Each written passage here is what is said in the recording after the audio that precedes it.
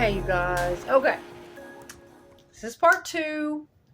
I posted part 1 discussing, yes, Jennifer Lopez and Ben Affleck. And I know that first video got long. It was over an hour, and I really didn't mean for it to.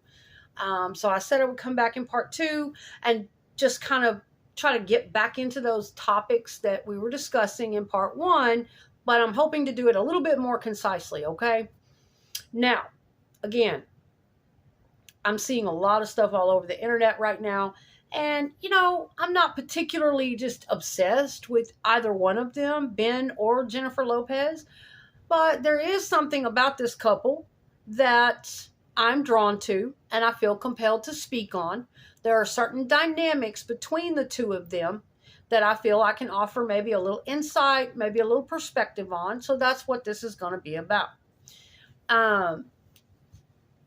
So anyway, the two main things I mentioned in part 1 we got into was Ben Affleck's alleged drinking problem. And we know it's real because we saw the very public ordeal when he was married to his first wife, Jennifer Garner, and how she had to help him get through rehab and all this stuff. We know it is a real problem, but we just don't know exactly where it's at right now, how severe, if he's really struggling with it or not. We don't know, but I need to bring this to awareness that this is a very real problem. Alcoholism is not a joke. I know the darkness of it. I have lived with it pretty much all of my life. I was born into an alcoholic family. My father was an alcoholic. I grew up, I married someone who was alcoholic at 17 years old. I had people like that in and out of my life at different times throughout my life. And just last year, my partner of 7 years, I got into a very serious relationship at 40 years of age with someone who had a level of alcoholism that I had never experienced before. I only thought I knew what alcoholism was like up until I had to go through that with him and what we endured for 6 or 7 years. My father was a different kind of drinker. There are different types of alcoholics, okay? There's your binge drinkers. There's your everyday drinkers. You've got your dry alcoholics. You got all kinds of different levels of alcoholism. Some people are functioning alcoholics that nobody ever knows it, and they function just fine until they don't.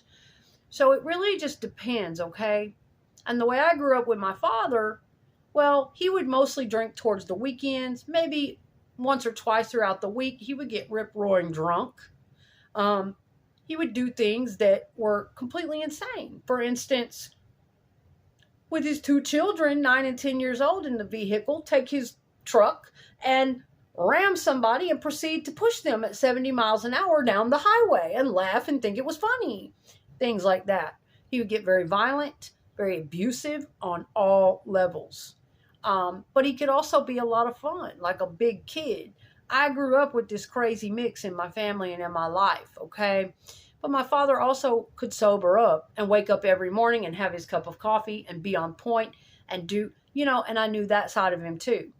So for most of my life, until I got older and got married and began attracting different friendships with alcoholic people, I got to see a lot of different types of alcoholism. And I got to see it at the worst of the worst.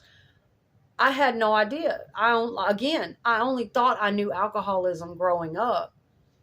I don't know why I had to go through all of those different things in my life with so many different types of addicts and alcoholics, but I literally had to see it all. Okay, in that last relationship, I had never seen anything like it. From the time a person wakes up in the morning to the time they go to bed at night, to falling out with seizures if they don't have it. It's literally an all-day obsession, lifestyle, and if you're with them, it's going to become your whole life. That is what you kind of have been recruited for. It's like an unspoken contract that the addict has for you. Now, I can make a lot of videos on this subject, and I intend to in the coming future about addiction from all different perspectives, okay? Including my own, which didn't happen to me until I was 38, but it wasn't alcohol. All right. Now, back to Ben and Jen. Okay, so we touched on alcoholism and how it might be his alleged drinking problem and how it might be contributing to their issues. We really don't know what's going on yet, okay? It's all up in the news. Apparently, Jennifer has canceled her summer tour. And people are, making fun of her and bashing her right and left, making all kinds of assumptions. And I'm just like, oh my God. How can this level of hatred be coming from people that really don't even know her? I mean, that's a pretty strong feeling. It's like, wow.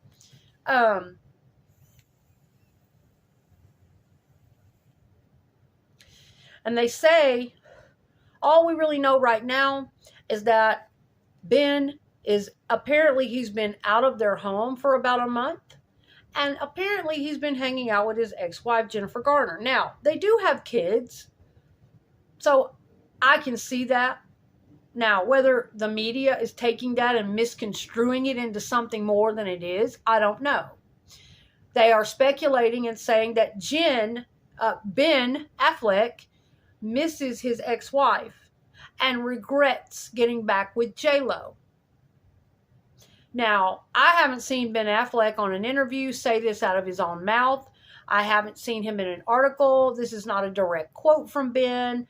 I think this is the media taking things and making a shitstorm out of it, okay? But it's really bad for J-Lo right now. I mean, I literally put myself in that position and think to myself, wow, what would it feel like to not have to really do anything wrong to these people, to have masses and masses of people hating on me like this, wishing for my downfall, wanting my marriage to fail, wanting my career to fail. And I mean, I think people think they have the right, since these people are celebrities and they have a lot of money and whatever, what have you. I think that some people think that they literally are entitled, that they have some kind of right to hate them, to wish for their downfall, to say all kinds of horrible things about it, and it's just wrong. It's just not true. We just don't. Period. No matter what level we are on in life. I always feel like it's better for me. Now, this didn't come easily. This took a lot of work. I always feel like it's better for me. The more I focus on bettering myself and looking at where I can improve myself, and the less I look out here at what they have, and they have more, and they have this, and they look that way.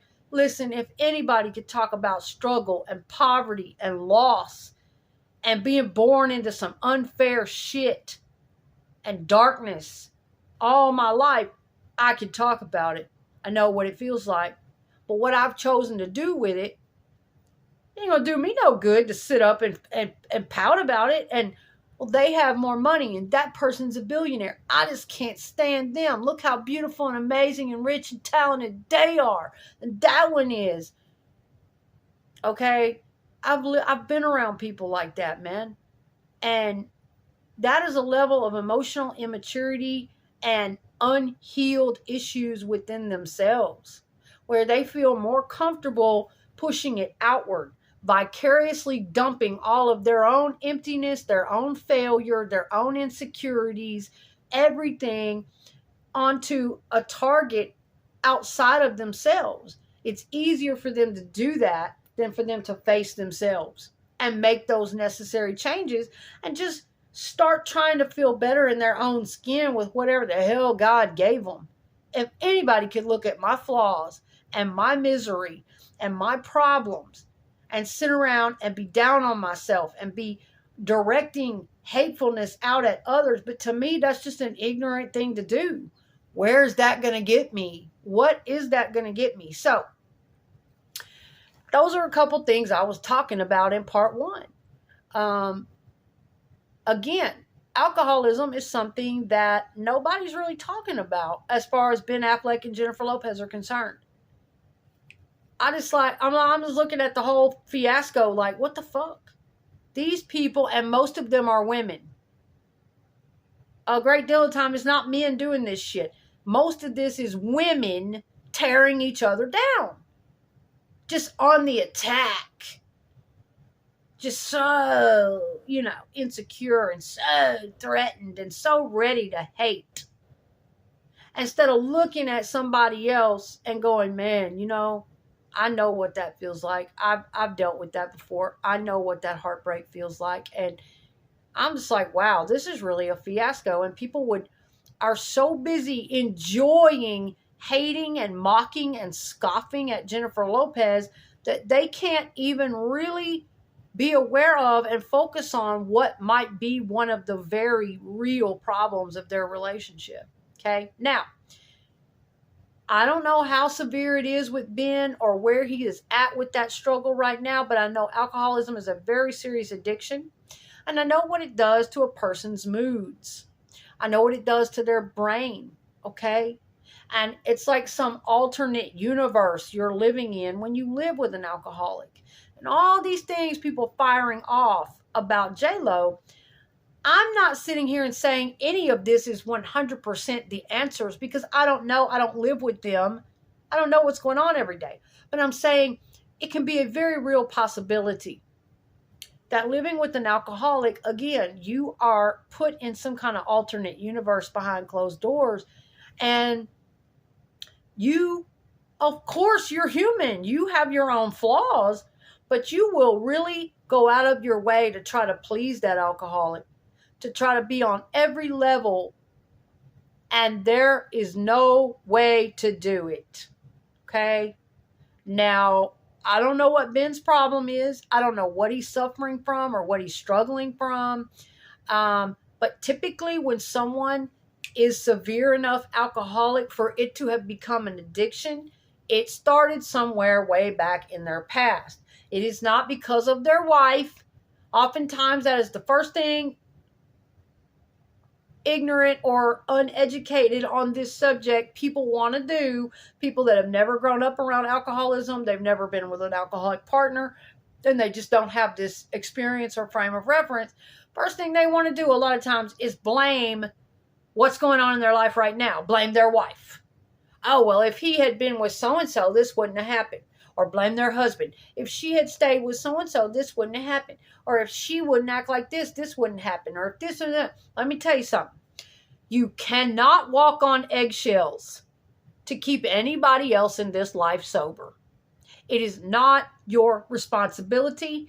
And there will be ignorant outsiders who try to put this responsibility and make all kinds of judgments about the loved ones of severe addicts, when they don't know what the fuck it is like to have to be in those shoes. And I always tell them, listen, any day you want to come on over and pick them up and you fucking take care of them and you walk in those shoes for a while, you come right on over. That shuts their mouth up real fucking fast. Because a lot of times that's all that's going on. People can really easily sit on the outside of a situation they've never had any experience with and flap that mouth and make assumptions and make judgments until they have to walk through it. It is insane, okay, having to deal with that level of addiction. And I've seen it from all angles, from mothers having to deal with their grown children in addiction, partners and marriages and siblings and all different types of scenarios where someone I loved and cared about very deeply was being swallowed up and consumed by the darkness of addiction. I know what that's like. And I know how fucking painful it can be, how insane it can be, and how much it guts you to have to set limits with them, but you are forced to. An addict will take you to the edge and push your ass over. If you give them a tiny inch, they will take your ass all the way over with them. That's how it is. And see, most people who have never been addicted or they've never been close to addicts, I'm still trying to get this through to my mother's brain, and she's going on 80. And every last one of her kids has suffered from addiction, and she's been going through a lot of this stuff most of her life, and she still doesn't get addict mentality. and she's still easily manipulated by certain people and hard to put her damn foot down. And it's a hard place to be because you're going to get bashed and blamed and judged no matter what decision you make. It can almost make you lose your mind dealing with an addict and all of the hatred and the scapegoating and everything that starts getting targeted at you. It's almost like people are afraid to confront the addict. The addict ends up getting all the pity while you end up getting all the hatred, the judgment. And you've been the person loving and devoted to and dealing with that person behind closed doors, shit that nobody will ever know about. And I don't think it's right, and I don't think it's fair. And a lot of times, fuck no. You don't go out and tell it. You don't broadcast it. Because what would that do to that poor alcoholic's ego? What little bit of it's left? So what I'm saying is, if there are things going on between Ben and J-Lo and his drinking, often that the woman will protect it. And so she's most likely hasn't been broadcasting it or talking about it. But I really do get a feeling that it has something to do with what is happening in their relationship right now, okay? But we really don't know 100% certain. We haven't heard any cheating scandals. But, you know, there is something going on with Ben Affleck, and I'm kind of curious to know what. Is it a chemical imbalance? A lot of times, you know, maybe there was no trauma in his childhood, or maybe there is no healing. You know, a lot of times it starts in the childhood, or there's something in early life that happened that people haven't worked through. They've been avoiding it. They're using alcohol and drugs to cope with the shame or the pain or the loss or whatever it was. Sometimes it's just chemical imbalances, just depression or genetic personality disorders, mental and emotional issues, and they're reaching for recreational drugs and alcohol to cope with it. I'd kind of like to know where that stands with Ben Affleck. What is the deeper underlying issue? Okay? Because a lot of this ignorant bullshit out here, that's bullshit, misinformation. Well, if he would just get back with his first wife, she could make him happy. Well, if he would just get back and do this, and it's just do that. Wrong. And it's unfair. Okay? Nobody can make him happy. Period. And it's not their job. Neither one of those women can make him happy. Nobody can make an alcoholic happy. I've lived with them before. For years. You can turn yourself inside out. Be the best wife on the planet. Or husband. I promise you. The pain of living with an alcoholic will gut you. Whatever that is. And like I said in part 1. I don't always think that's our loved one, okay? It is something that has attached onto our loved one. That is consuming them. And is one of the most painful things to love them. And to be right there beside them. Wanting to do whatever you can to help them, encourage them, love them. But yet, you can't. Because they are in the confines and being consumed in the drunken state. And whatever that thing is, and you got to fight with that fucking thing. I went through this morning, noon, and night for years. Waiting on my love to come back. Even if it was just an hour a day. That he was sober for a few minutes. It wasn't very long every day before he was drunk and he had to drink the alcohol 24/7. My partner lost a child and he was using alcohol to cope with that. But he had also been drinking lifelong before the child passed away. It was how he had always coped. He had been an alcoholic since he was a teenager. And I think some very deep-rooted traumatic things happened to him in his younger years. And he didn't get to really resolve those things as much as he needed to in his life. And when he and I got together, a lot of it started to come out a lot more. But he had already abused his body so badly that he didn't have many years left to live. So, anyway. And, guys, I'm rooting for Jen and Ben. Okay? I'm looking at it like, these two people are in their 50s, for God's sake. This is not teenagers. This isn't 20-somethings. These are middle-aged, a couple, a man and woman that are in their mid-50s are going on it. It is time. Okay? So these folks sitting up saying, oh, get away from and this and do that and go back here and do this over here. Number one, I'm going to say this. Again, I think there's something very special about Ben Affleck and Jennifer Lopez.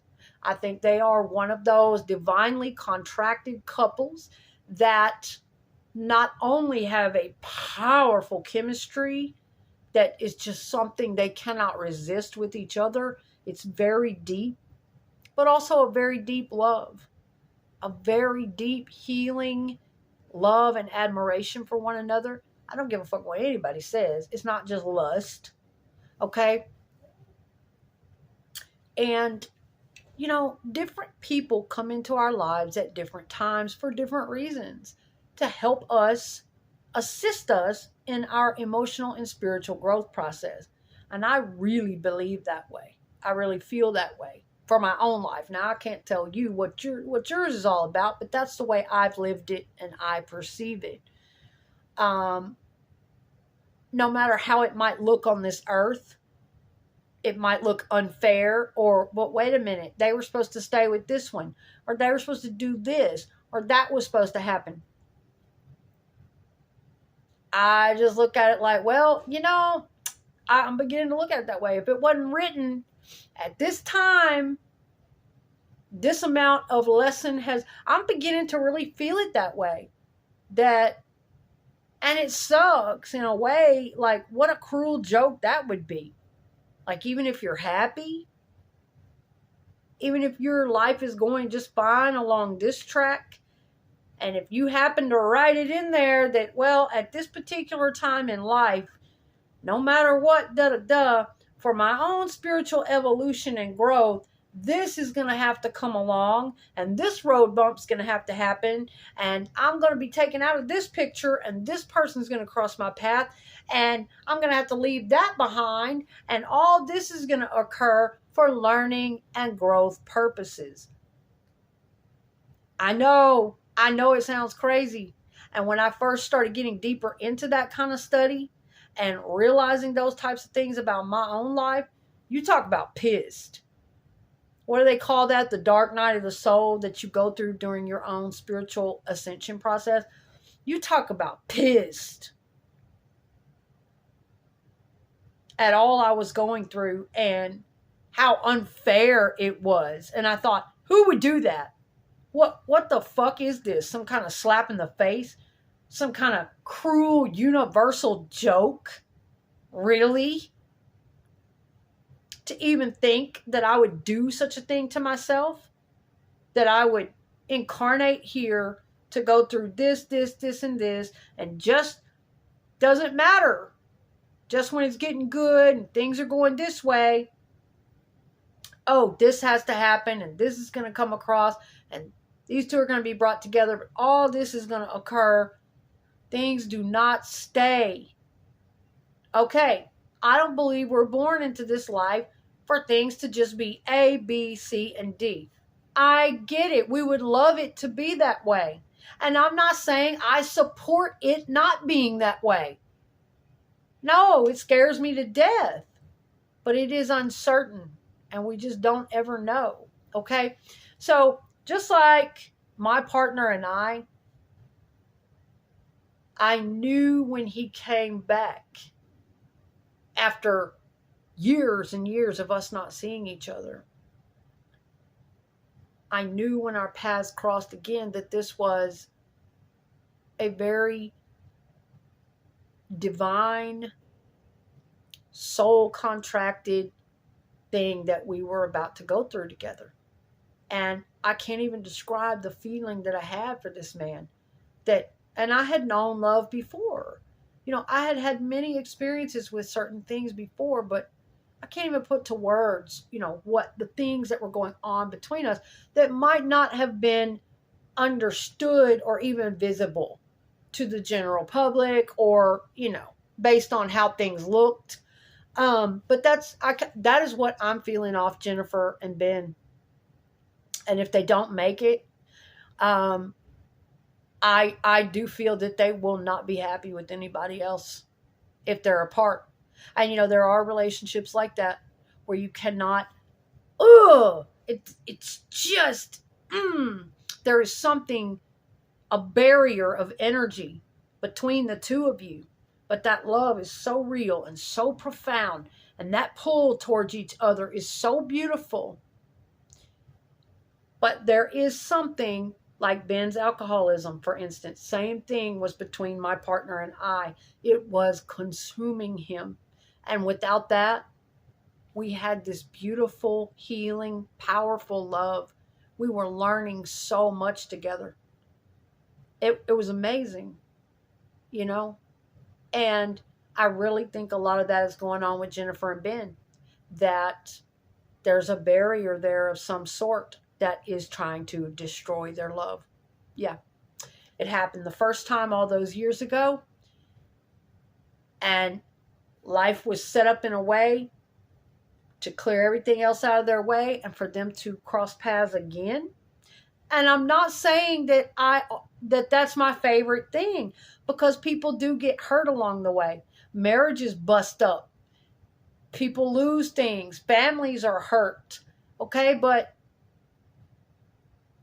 I'm not saying that I agree with that, but I'm just saying that sometimes that's the way things work. And I accept that. And I don't think it's fair to hate on people for that, or to say, well, they're cursed, or not at all. I think that I just think that if God hadn't wanted it that way, that they wouldn't have been brought back together. There's something those two are going to do together, or that they are doing together, that is important soul work. I'll put it that way. At this time in Ben's life, and at this time in Jennifer's life, there was something that that was the end of the chapter, and it was required to come back into the energetic field of Lopez. These two, where they left off, okay? Unfinished work, unfinished business, something to do with their soul's evolution and lessons they need to learn together. And I don't know for sure if it will be meant for them to physically carry it out in this life or stay together in this life. But I do feel like if they have to go apart, either because of Ben's drinking or his own demons that he just can't deal with, or the two of them just cannot coexist as a couple energetically together, I do feel like they will never be happy apart. They will not be happy with partners without each other. They will always be thinking of each other and drawn to one another, just like the 20 years that went by, or almost 20 years that they were separated and came back. Yeah, I feel that very much. And it's sad. It is a tortured feeling when you have to walk through something like that. I have lived that very scenario out. And it is the worst heartbreak, the worst pain. But sometimes people are trapped in that vortex of addiction or other inner demons that they have to work through on their own. And if they can't do it, then the energy will not be right for the two of you to stay together. And a lot of people, when they part, they aren't strong enough to do that work and try to get on point for the one they love. First, do it for themselves and heal that shit and do the work that it takes to stay with the one they truly love and they're truly called to. A lot of times people are very weak about that kind of shit, very in their head, emotionally immature, and they'll bounce right out of that when it crumbles. And instead of doing the work to keep the one they truly love, They'll go right out and grab onto the next thing they possibly can, just like a robot. Both J-Lo and Ben Affleck are guilty of this. I was guilty of it when I was younger, and I have seen people I've been close to do the same thing. Emotional immaturity, a lot of unhealed shit, deeply codependent. Oh, I can't be alone. It makes me look macho if I'm with a man. If I'm all by myself, I'll look like the little boy on the playground who nobody likes. Or boy or girl. It makes me feel prettier if I always have a man with me. Okay. Emotional immaturity. When you bust up with somebody you love because of your motherfucking demons, because you drank too much or because you didn't want to face whatever issues and you knew it was right. You knew that person loved you and you knew it was the best. You knew that when the two of you vibed together, it was like nothing you had ever felt before. It felt safe. It felt right. It felt healing. The times you shared, the experiences you had, it felt like home. But yet, because of your fucking demons, the shit you won't face, the work you don't want to do to heal, whichever one of you, there it is. That's exactly how beautiful relationships are fucking destroyed. And they'll hop right out and become obsessed with somebody else and somebody else and somebody else. But they're not really there. And they don't really love those people. Okay?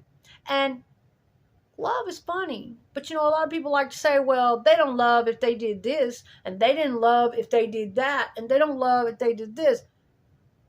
Love can be present even though somebody's acting fucked up. It's just love has levels.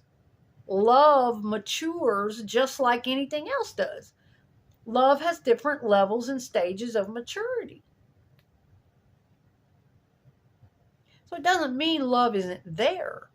It's just for their frequency and their level of knowledge and wisdom at the time, that's how they love at that stage until they get more mature and older in the brain as far as love is concerned, more wise, more experienced, deeper, and deeper. This can take years and this can take devotion, okay? It doesn't mean that they don't love. Even people who mistreat you or cheat or act out or do stupid shit, their heart breaks too. They feel lonely and insecure and they miss you and they want love. Most every human wants to love and be loved. But not everybody knows how. It depends on how they were raised and conditioned and how they've been treated. And, you know, sometimes it takes somebody coming into our life to be patient with us and tolerant with us. And it just all depends. And then a lot of times when they do, we fuck it up because we're not used to that. We're so used to being mistreated. We're so used to these emotionally immature, I don't love nobody. I mean, the conditioning can just be sick, okay? But forget all that. We're talking about some 50-somethings here. And personally, I feel like, because I've seen this happen, I'm not saying J-Lo might not have attitude. She might be a bitch sometimes. She might this, she might that, make all kinds of mistakes, whatever, what have you. Do I think she's a terrible wife to Ben? No, I don't. Do I think she's a terrible mom? No, I don't. Do I think she's a terrible woman? No, I don't. Okay? And I think really this time around, it was really serious for Jennifer. I think she was finally at that point in her life where it was earth-shattering. That, you know, not only have I found myself, yeah, I've had to spiral through a few of them. Yes, she definitely has codependency issues. So does Affleck. Where they think that they're just going to die if they don't have somebody. Even if they don't love that person all the way. They just cycle through people. That's not fair and that's not right. So, definitely codependency issues in the past, but I feel like this was it for her. I do. And I'm being careful. I don't want to project what I would do onto anyone else or project what I feel on anyone else. And I'm really trying to keep that separate and really just pick up on the energy of Jennifer and Ben and what she's really feeling towards him. And, of course, all that I've read and watched and taken in. And I really feel like this time in my energy, what I'm picking up on is that Jennifer was feeling this very profound sense of true love with Ben Affleck. And it was one of those unbelievable moments in time, very similar to what I experienced, that I never expected in a million years. Very similarly, my last relationship happened the same way. After many years, we returned to each other, but we didn't really have a major thing like Ben and J-Lo did back in their first time around, but we definitely had something. And when it came back around, it was almost more powerful than both of us. It was almost overwhelming and scary to both of us. We could be grown all we want to be. That's the thing. We need to start putting walls down and barriers down and just talking like human beings. All this bullshit of pretense and I have to put on this facade and, oh, that's so cringe. And I have to be so self-conscious. And fuck that. I just talk like it is, okay? And so, yeah, sometimes that can happen in relationships too. No matter how old we are, in most of us, there's a part of us that's still a little kid about certain things, that's still afraid of certain things, or that still needs growth in certain areas or whatever. And it's great when you find a partner that is understanding, patient, tolerant, that you can grow with. It doesn't make you feel stupid or too vulnerable or that's cheesy. That is when the frequency is off. Okay, this stuff can get deep and complex, y'all. But to me, there's no, it's all to the good, baby. Ain't nothing to be afraid of, ashamed of. Communication is key. Talk.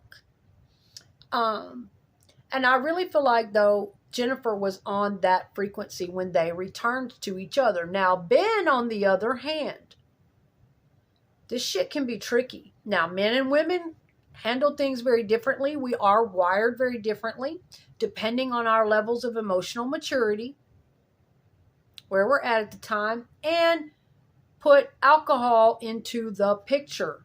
Ben was going through all of that when he was coming out of the marriage with Garner. And then I think he had dated somebody else right before J-Lo. Okay, even on the in-between. When does this man take a breath for himself? Knowing he's struggling with the alcohol addiction, why is he not getting to the root of what is making him turn towards the alcohol to cope? Why is he not taking some time alone? Stop dating. I feel like everybody should do that for a point in their life. Take time to get to know yourself, okay? And if you can do that within a marriage or a partnership, that's great. But I hope your partner is healthy enough to allow you that kind of space and time, and they're not offended or threatened. Anything to help the other party grow. Because if they're going to leave you, they're going to leave. If they're going to cheat, they're going to cheat. There is nothing you can do by clinging, micromanaging, controlling, all that, being upset. No. All you can do is encourage what is best and healthiest for them. Put the trust in it. Give all the love that you have, whatever what have you. And if they do what they do, then they do what they do, because you're not going to be able to stop it either way. Okay? But depending on where their frequencies were when they came back together. Now, with that alcohol in the picture and where his struggle was at the time, I don't know if he was a dry drunk and really just having a lot of issues. And, a lot of times people who are drinking, I know when my partner and I first got together, I know where his head was. It really wasn't in a healthy place to start a new relationship. And I tried to put the brakes on it because this man had just lost a child, was a raging alcoholic, and now 1,000 times worse because he had lost his child just outside of a divorce. The papers weren't even cold yet. And I knew this is not healthy. I do not want to be caught up in that. I'm the real deal. Okay? We had an encounter and it was special. And now all these years later, God has brought us back together. The stars have aligned and you're in my life again.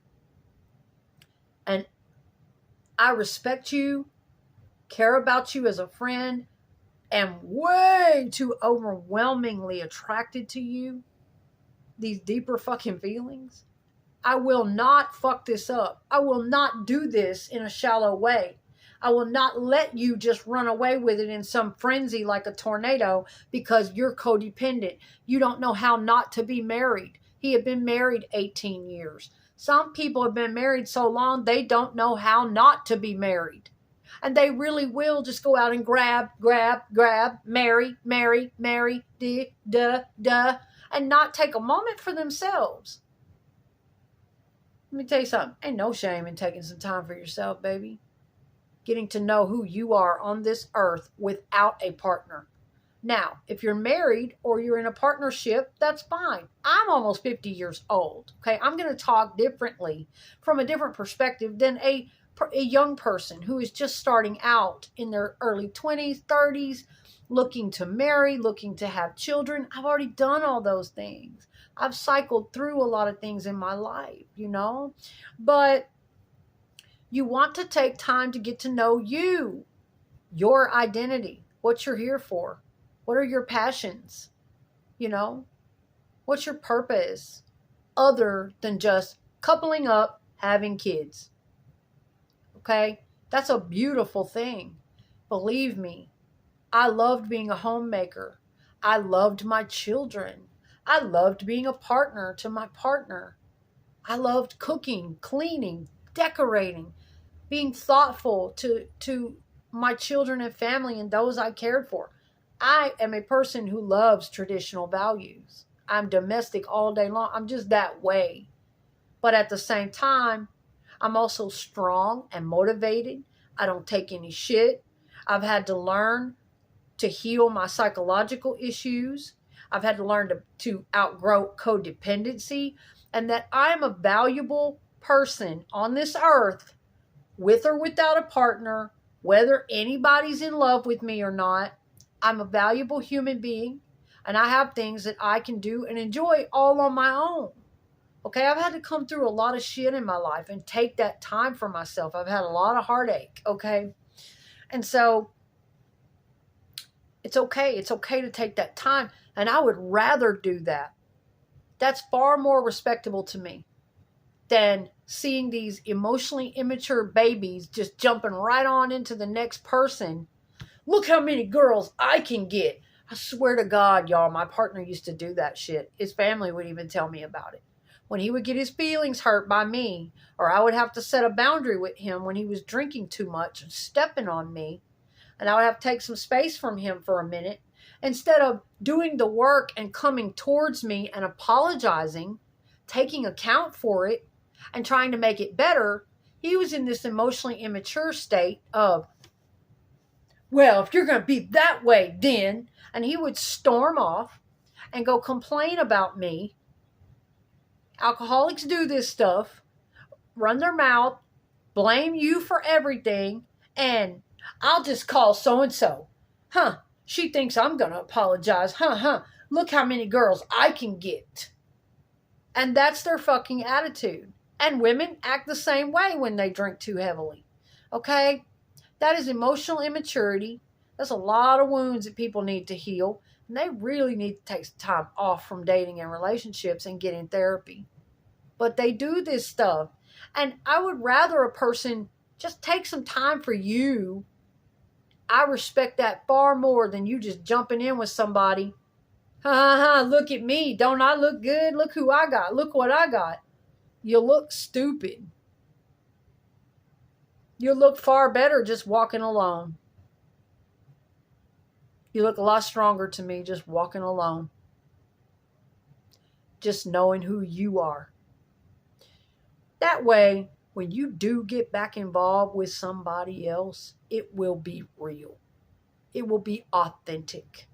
It won't be because I'm just a scared little child and I don't know how to be alone. I'm just pissed off and when you do that, when you jump from the one you really loved and your heart is aching and you don't give it any time to heal or try to make amends or anything, and you just go right out and find somebody, all you do is take all of that energy from them into the new one, wishing for them, thinking of them.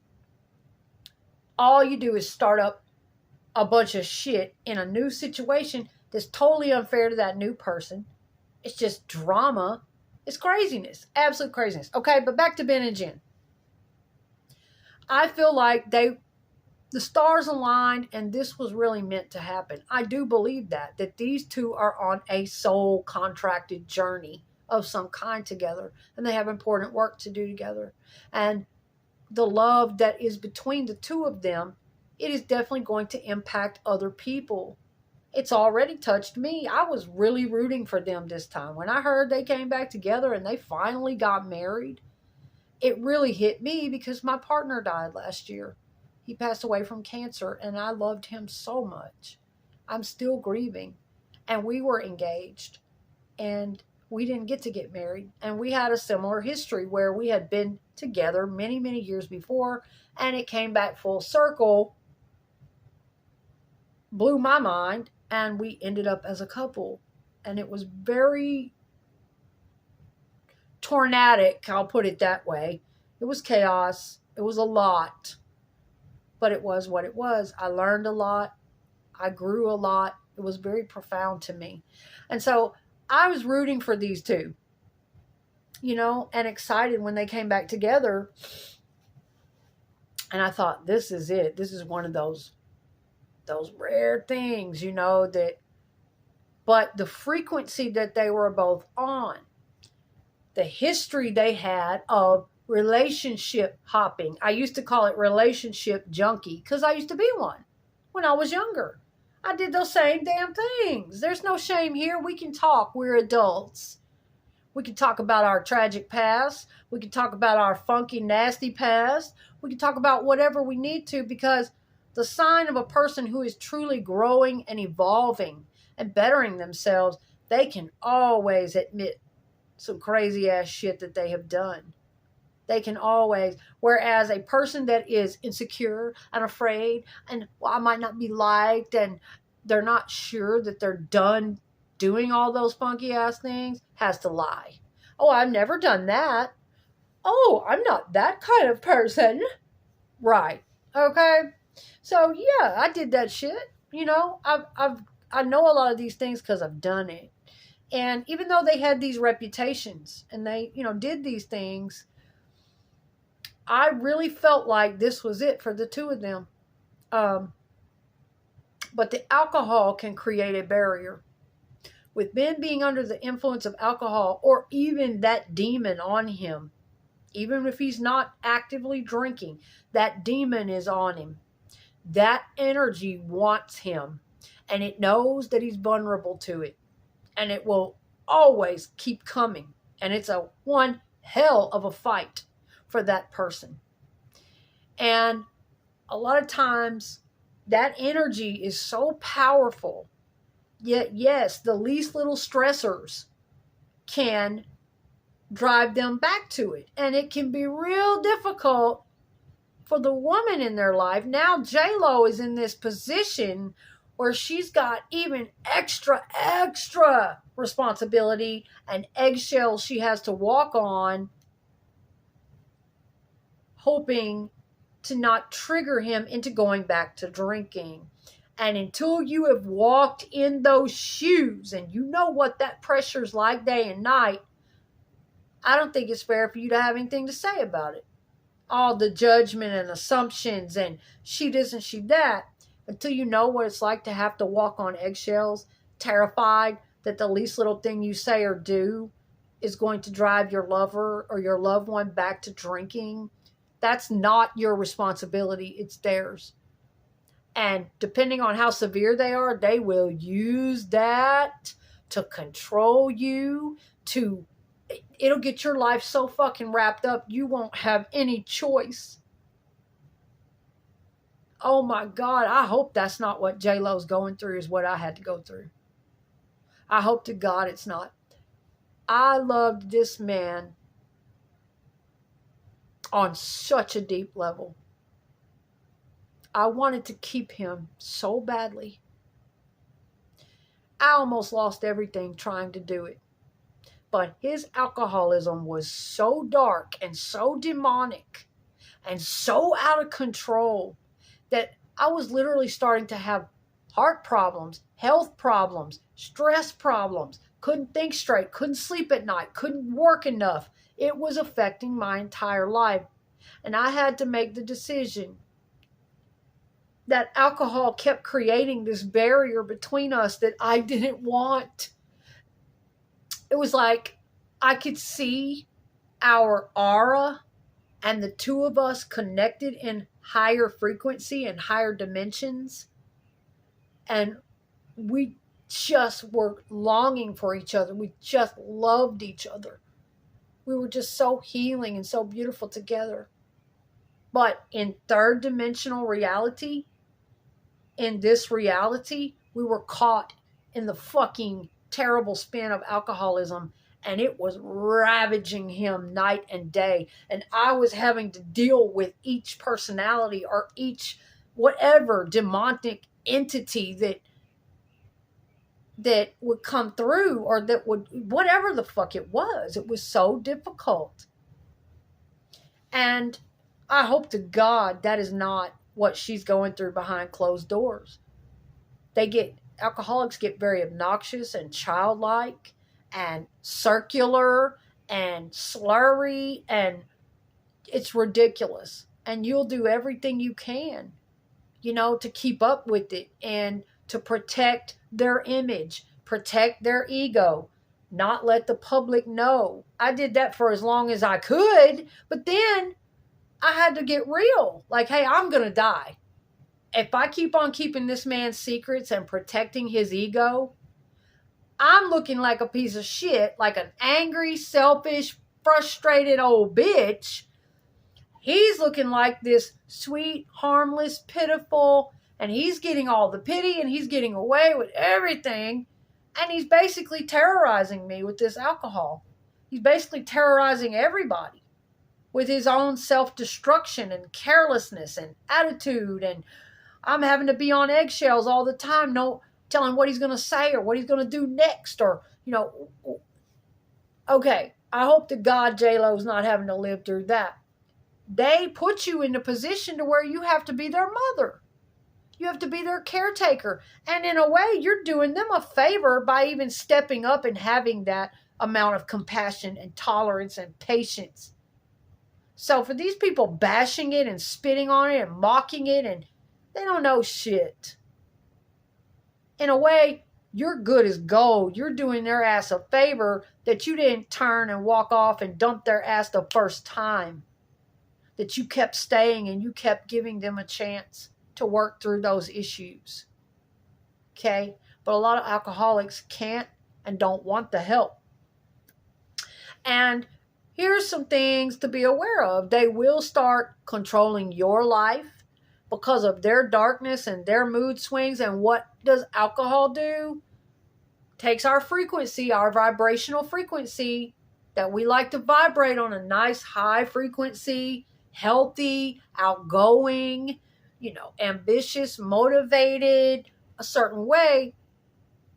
I can see that in J-Lo.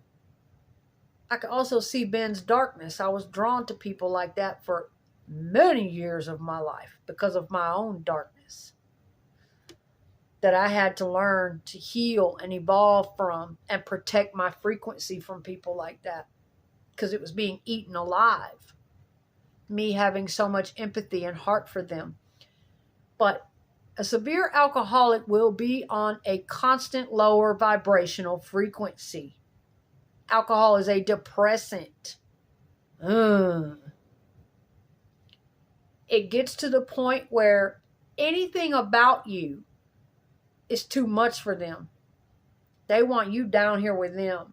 Sit down, drink, lay down, and be miserable.